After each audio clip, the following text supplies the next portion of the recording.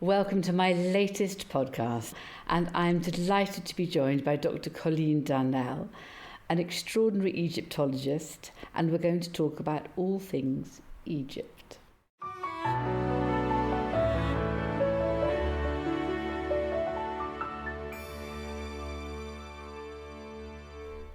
So thank you, Colleen. Thank you so much for joining me. And I have got your book in front of me, Egypt's Golden Couple, when Akhenaten and Nefertiti were gods on earth, which I have so enjoyed reading because you've distilled it down. So it's so straightforward to read for non-Egyptologists. But you have had a spectacular career and such knowledge. And I think I'm going to say, you're spectacular on Instagram, wearing extraordinary costumes. It is with such chic and such style. And I guess that's where I think of you from. You must be a unique Egyptologist in that way. Well, thank you so much. And it is such a pleasure to be here in the castle speaking with you.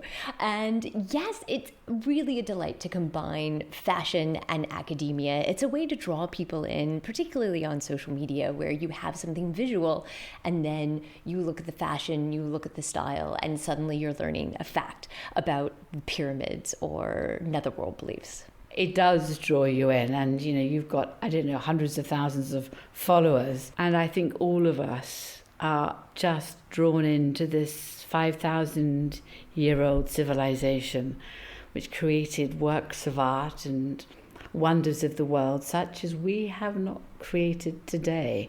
And they learn to live within their confines of their extraordinary life-giving Nile and look after the world. And I think we're being asked a lot of questions ourselves now. So I find that contrast incredibly interesting. It's part of all of our DNA. Everyone's wanted to go and visit the pyramids, haven't they? Romans, Greeks, people in the Middle Ages, and Napoleon's army. I can't think who hasn't wanted to go and see the pyramids in the Valley of the Kings. That's so true. Egypt has exerted a fascination on the world, even for the ancient Egyptians. One of my most favorite aspects of visiting the Step Pyramid at Saqqara is New Kingdom visitors graffiti. So tourists that were coming to the Step Pyramid 1,200 years after it was built. That is extraordinary. I love that. And I know that today I think people try to do graffiti on the pyramid at Khufu and things like that. But I suppose that's been part of our DNA, hasn't it, for all those years. When did your passion with Egypt begin, Colleen? As far back as I can remember, I've always wanted to be an Egyptologist and especially learn to read hieroglyphs. So it's a dream come true, being able to write and research and then share that knowledge with such a broad audience. So was that what you studied at university, archaeology and Egypt specifically, not Mesopotamia, but Egypt? That was your focus the whole time, was it? Exactly. Egyptology and hieroglyphs. So I took some classes in other aspects of ancient Mediterranean history, even a year of cuneiform, but my real specialty was in Egyptology.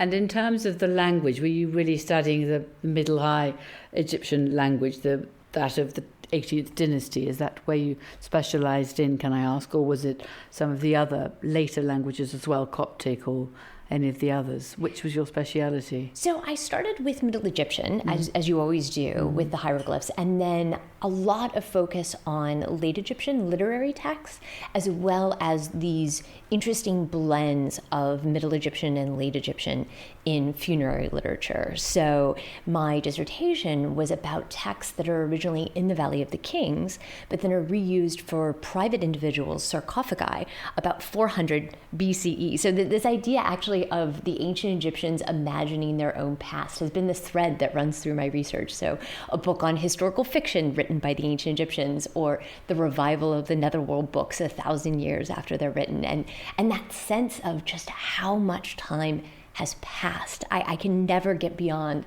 the fascination and how amazing it is that they could look back at their own history and it was already ancient. So I suppose they were looking back, you're right, in 2000 BC on as much history as we are looking back on now, if not more almost.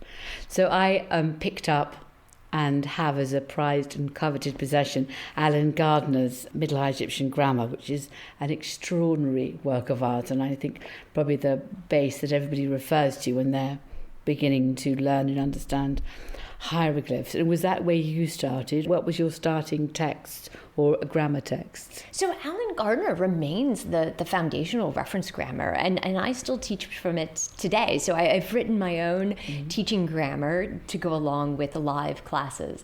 But Gardner is still where you always go to look up that particular particle or a compound preposition. And there's been a lot more development in the verbal system and our understanding of how those different conjugations work from Middle Egyptian and Late Egyptian as well. So with that, you end up reading a little bit more widely. But I wouldn't say there's any single perfect book that you always have to be looking at all these different perspectives.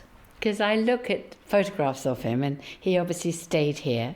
I wonder sometimes which bedroom he slept in, whether there's probably a choice, like today.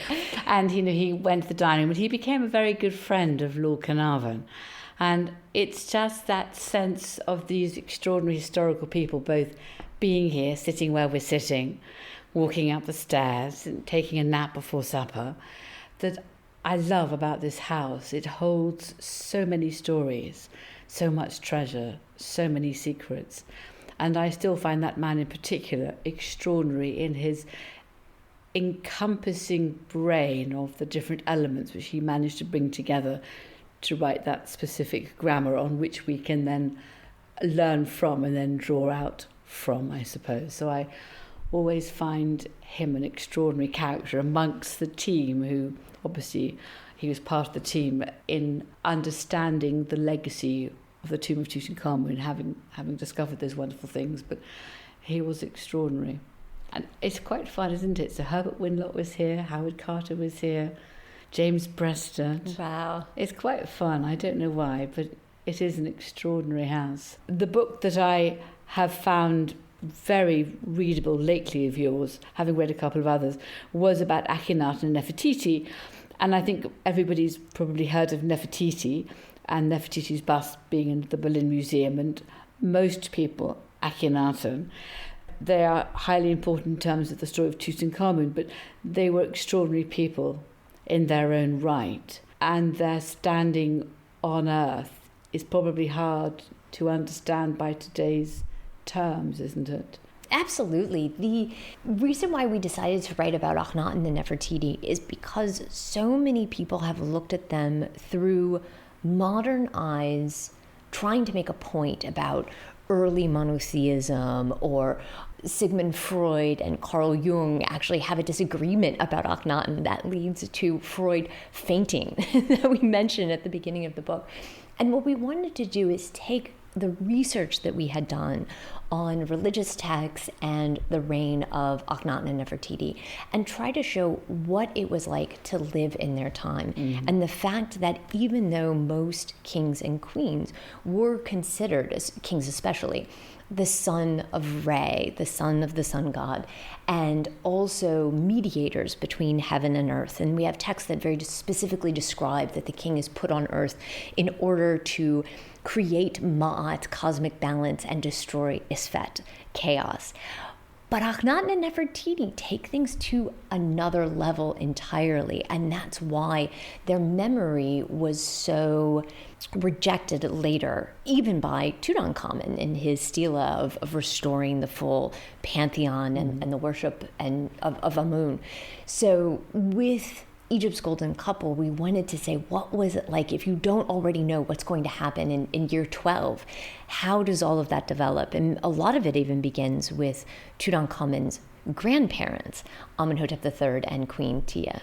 We have a little stela of Tia down in our Egyptian exhibition. Did you know that? I did. I can't wait to show it to you, actually. I look forward to seeing it. They were extraordinary couple. What I suppose took away from it is what I really like is it was Akhenaten and Nefertiti, Amenhotep and Ti, and then you've got a statue in the Luxor Temple of Tutankhamun and Akhenaten. So it's husband and wife. And I found there's a very interesting professor, Joanne Fletcher, who I I thoroughly enjoy her books as well, because they're also highlighting the fact that women were also recognised for their roles, either as rulers alongside, or that their role within the community and the world of the time.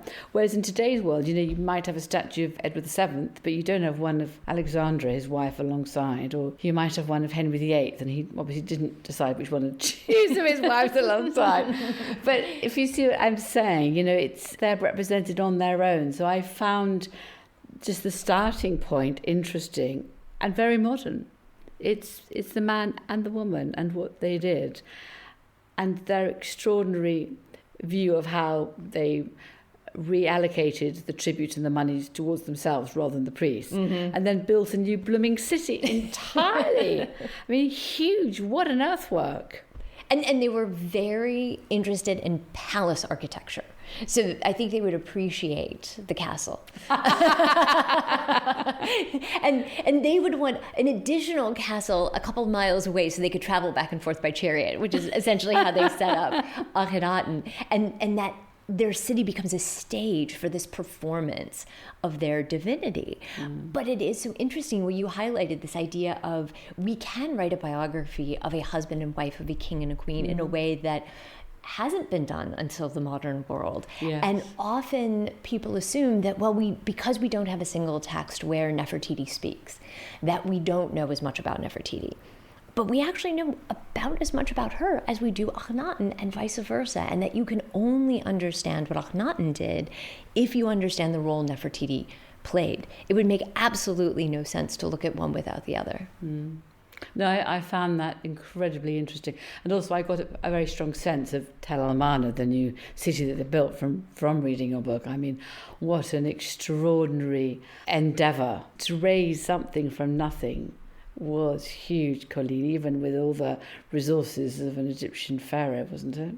It was, and it seems that the disruption to the Egyptian economy caused by the closure of the temples and the construction of Akhenaten seems to have been one of the main reasons, besides the religious reforms, that Akhenaten was so hated later.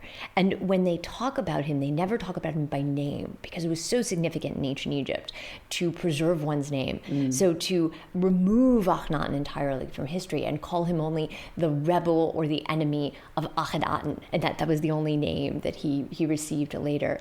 But truly, they went out of their way to control the resources that was unexpected for other pharaohs. I often, if I'm trying to explain about Akhenaten and then Tutankhamun and why he was forgotten, use the analogy of Henry VIII. And I always say to people, without mentioning Henry VIII, I say, who's Edward VI? Tell me who Edward VI is. When did he live? And a lot of people in England, I appreciate he was an English king, don't know. Because he was a minor king and he died after a few years. But of course he was the son of Henry VIII. You've heard about Queen Mary or Queen Elizabeth I.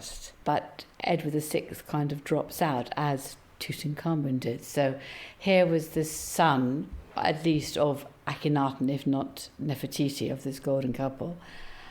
And insignificant, minor, and yet the whole of our knowledge, the iconic face representing Egypt, is this minor pharaoh. It's probably not even his face. It's probably someone else's mask. So it is completely ironic, isn't it, the whole thing? And then, of course, the tomb was discovered by two maverick Englishmen who really hadn't got the right to discover it anyway. But funnily enough, I think no Lord Carnarvon, I'm not sure we'd have yet found it, because he didn't have the constraints of the Metropolitan Museum of New York or other museums in terms of where he excavated, the money he spent, or his restraints. He could follow his heart. He could follow the research that he and Carter and Herbert Wenlock had come across, and he could undertake it. So it's an extraordinary story of complete unexpected turns, treasures, secrets, curses, death, all within a short time, really. I think Tutankhamun would be very pleased that he is the poster child for ancient Egypt. When you were writing about Akhenaten and Nefertiti, Did you know the story you were writing before you wrote it? Were there any surprises as you were writing the book? There were surprises. So we had our basic thesis of becoming gods on earth and the idea that every day became a festival in Akhenaten and the replacement of divine images by the bodies of Akhenaten and Nefertiti and even the presence of their daughters, of the princesses, enhancing the comparison of this royal couple to Aten, to the sun god. One of the more surprising aspects, and in one of the lengthier chapters then, was a fragmentary block at Karnak Temple, where we only have a few words in sentences that are completely disjointed. And there's a verb that had been previously translated as to cease or to stop, as if the statues of the gods stopped working. And that this was interpreted as a revelation that Akhenaten had, that suddenly he realized only the Aten existed. And as I was looking at this translation, I asked John, that's really interesting. And he said, but that's not how the ancient Egyptians would say that. That's not how they would say a statue would stop. You would say the ritual would stop or some aspect of the festival might cease. But a statue is immobile. The ancient Egyptians know a statue is immobile. And we started examining that particular verb, and it turned out to be the verb to desire rather than to cease. So that even early in his reign, Akhenaten is thinking about what the gods desire, what they want their statues to look like, still making Aten preeminent, but it's more of a transition than a sudden epiphany. And so at the beginning of that chapter, we present these two views, one where Akhenaten has a revelatory dream and all the images from the falling stars to the griffins, all of that's taken from ancient Egyptian images. That's the sort of dream Akhenaten might have had, although sadly we don't have it actually recorded, but it's in the universe of text. And then we have what we think likely happened, which is research in the library, this idea of taking an inventory, deciding exactly what the gods desire and how best to fashion their divine images, which is something that Amenhotep III did a tremendous amount and was a role of every king. And that was a real revelation for us because it indicated that not everything about Akhenaten was revolutionary from the outset. And again, trying to see how does this happen? What is the process? Not simply assuming, well, in year 2, because we know what happens in year 15, this is what he must be saying. And so that, I think, was probably one of my most favorite moments, was restoring what he likely said, because it's the first text we have where Akhenaten is speaking from his reign. Which is and nothing happens overnight.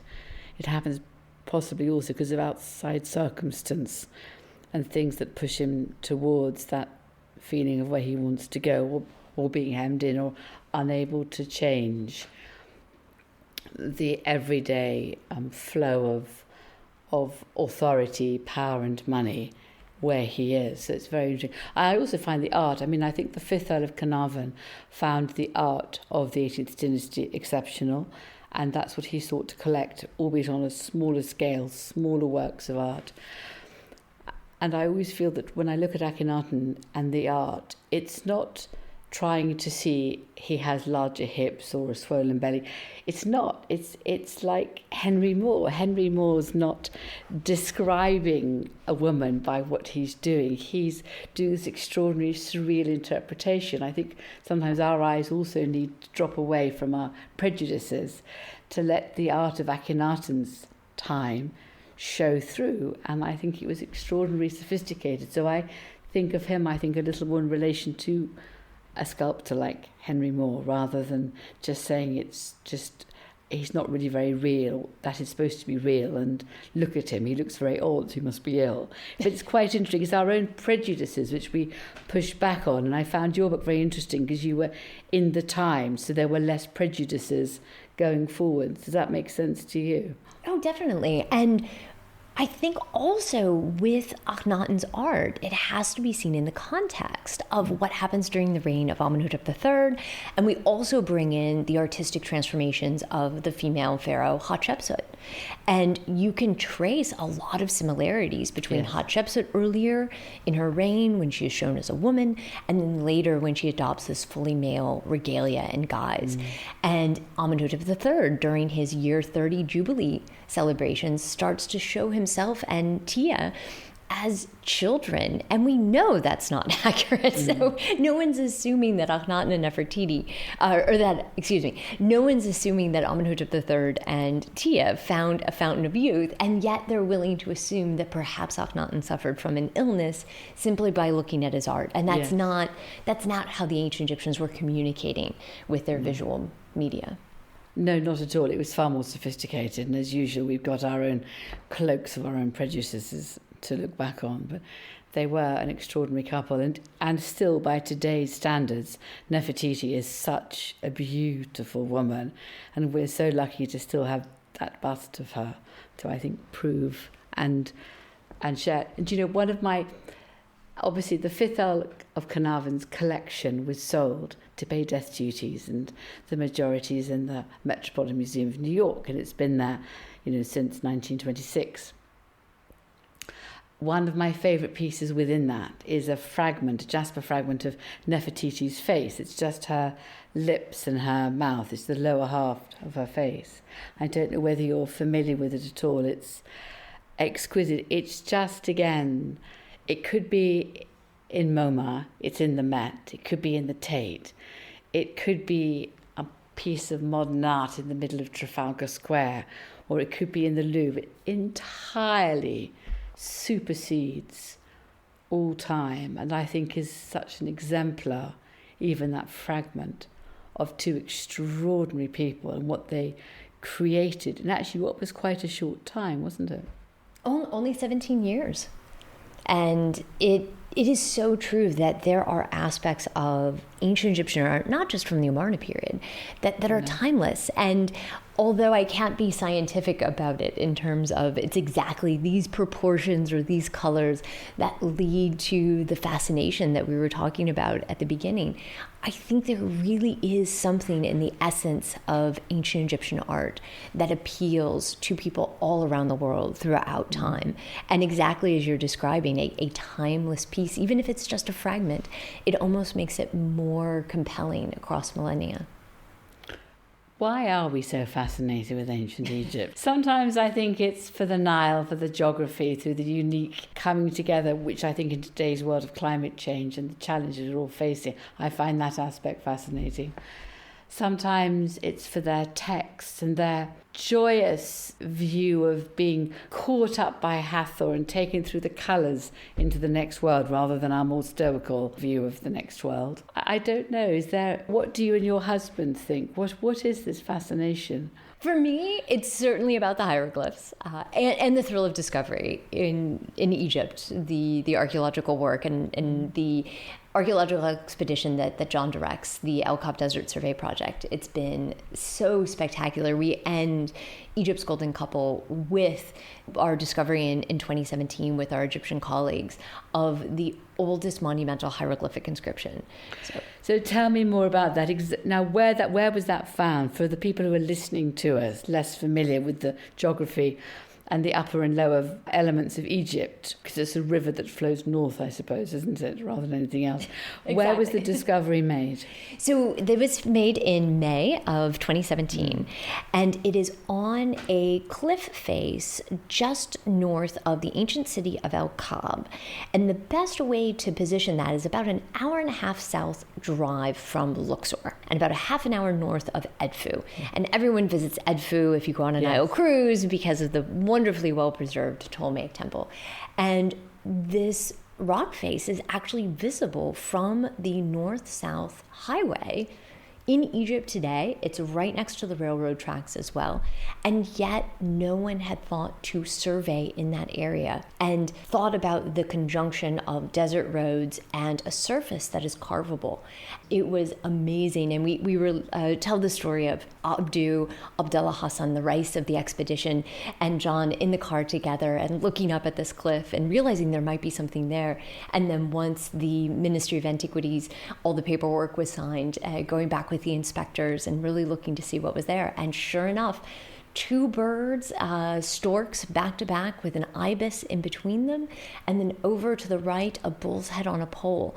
And those signs are identical in shape to small ivory tags as well as painted pottery signs from a tomb known as UJ at Abydos. It's just an archaeological designation for the tomb. And it was the tomb of a man who seems to have gone by the name of Scorpion. So he's normally called King Scorpion, or the Scorpion King. And he's at what's called the beginning of Dynasty 0, which is this unification of Upper Egypt, of the south, before then Narmer in Dynasty 1 and the unification of Upper and Lower Egypt. It showed that this rock inscription dated to about 3,250 BCE, and the parallels of the paleography were so strong that the date is not in doubt, and it's been accepted when John published it already in December of 2017. And it really rewrote a lot of what we think about the origins of hieroglyphs, that from the outset, they're not simply on objects that are an inch high, but they're scalable to nearly 50 centimeters high. So there are tags that are 1 to 2 centimeters high that had these signs that were identified in the late 1980s by a German expedition at Abydos. And then on the rock art, they're 50 centimeters high. It's just amazing. It's literally a billboard that seems to equate royal power with solar power. And that was another exciting aspect of writing Egypt's Golden Couple, is that discovery was so recent in our research. We started writing the book after 2017, but a lot of the concepts of Akhenaten and Nefertiti we had been working on for a while.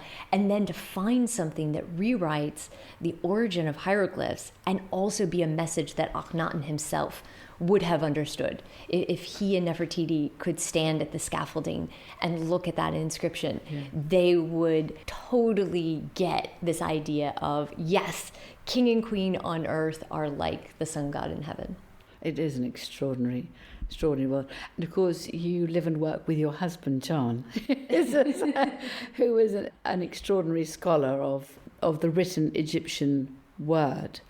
Can I ask, did you meet whilst you were studying Egyptology? Yes. So we met at Yale University. That passion has just taken you all the way through. Absolutely. So do you spend 2 or 3 months a year in Egypt? We do. So typically December to early January, and then May and June when it can be quite warm. But yes.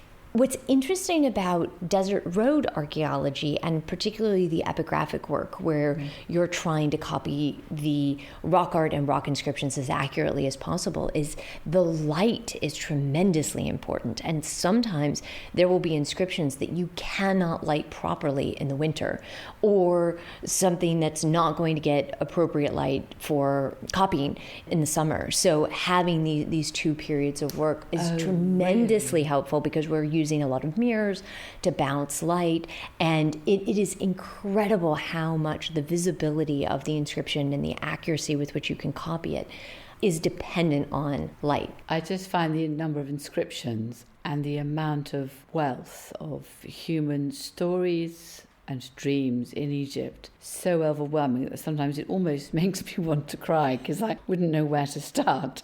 And I read about different people such as yourself copying and recording the wall art, as obviously Howard Carter was learning to do in his early days. But it is an Aegean stable. It is never ending, and it almost is overwhelming in its scale. Do you ever find that, or not really?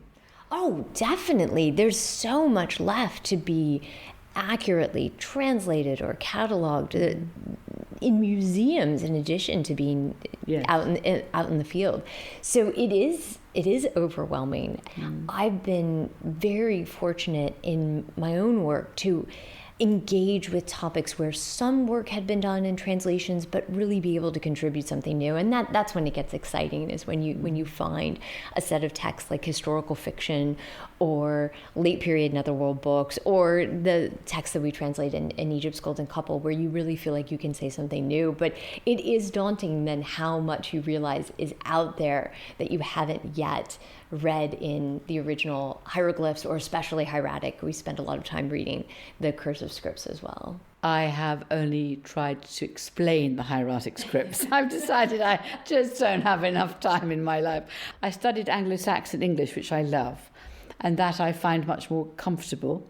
And funnily enough, again, the more I look at that, the more I understand. And I've translated some of the Anglo-Saxon Charter related to this area.